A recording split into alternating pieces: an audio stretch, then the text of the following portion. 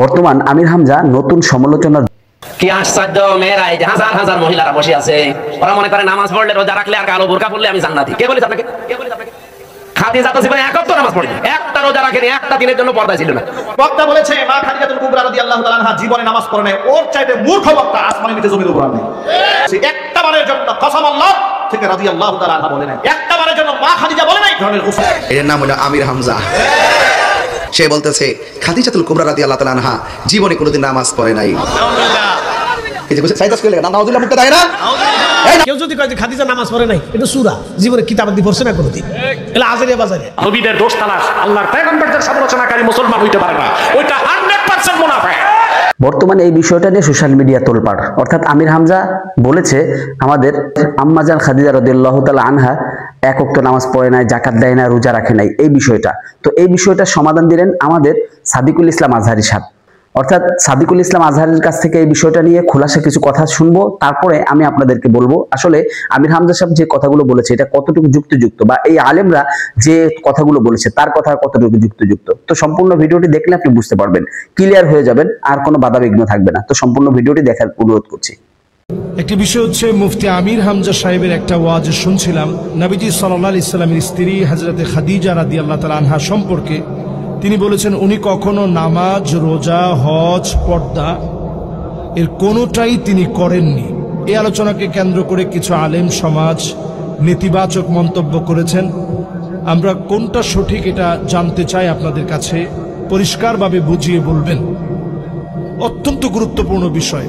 খাদিজা রাদিয়াল্লাহু তাআলা আনহা রাসূলের জন্য সব দিয়েছেন, ইসলামের জন্য অত্যন্ত প্রহরী ছিলেন তিনি, রাসূলের দুর্দিনের সঙ্গিনী ছিলেন তিনি। তখন নামাজ ফরজ হয় নাই, নবীজি তখন নামাজ পড়তেন রাকাতাইন রাকাতাইন, দুরাকাত দুরাকাত করে। বলেন করাকাত করাকাত করে। এই দুরাকাত নামাজ ফরজ হয় নাই, তাতাওয়ান, আল্লাহকে খুশি করার জন্য দুরাকাত দুরাকাত নামাজ পড়তেন। এই নামাজ আম্মাজান খাদিজা রাদিয়াল্লাহু তাআলা আনহা নবীজির সঙ্গে পড়েছেন। পর্দা তখন ফরজ হয় নাই, হজের বিষয় তখন আল্লাহ তাআলা ফরজ করেন নাই, যে বিষয়গুলো বলা হয়েছে একটাও তখনও ফরজ হয়নি। তবে এই বিষয়টার উপস্থাপন ভঙ্গি আরো সুন্দর হতে পারত। এরকম যেন না হয় এক ওয়াক্ত নামাজ পড়ে নাই, একটা রোজা রাখে নাই, এটার ভঙ্গিটা এরকম না হয়। কারণ ওয়াজের ভঙ্গি তো এক এক সময় এক এক রকম হয়, স্বাভাবিক না? যেমন আমি কথাটা বলতেছি একরকম, এখন আমি যখন সুর দিয়ে বলবো বিষয়টা আরেক রকম হবে। তবে খেয়াল রাখতে হবে আম্মাজানদের ক্ষেত্রে কথা বলার ক্ষেত্রে অত্যন্ত সাবধানতা অবলম্বন করে কথা বলতে হবে। এটা সাধারণ বিষয় না। উনি বুঝাতে চেয়েছিলেন যে বিষয়টা অত্যন্ত সুন্দর, কিন্তু সুন্দর বিষয়টা হয়তো উপস্থাপন ভঙ্গিতে কিছু ঝামেলা হওয়াতে কেউ সমালোচনা করতে গিয়ে।